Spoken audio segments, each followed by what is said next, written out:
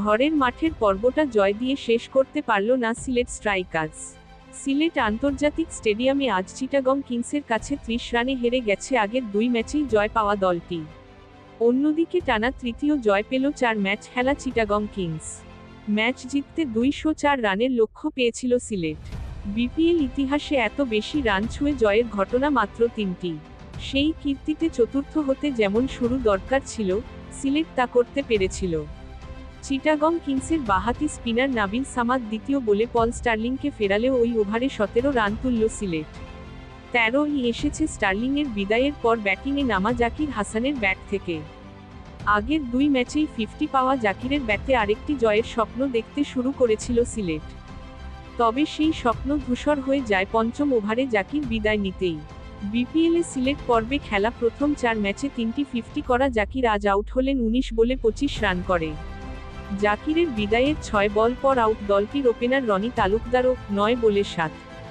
42 রানে 3 উইকেট হারিয়ে ফেলা সিলেটের রানের চাকাও মন্থর হয়ে যায় জোড়া আঘাতে।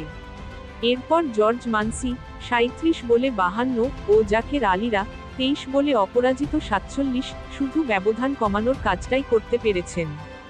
শেষ পর্যন্ত 8 উইকেটে 173 রান তুলে থেমেছে দলটি।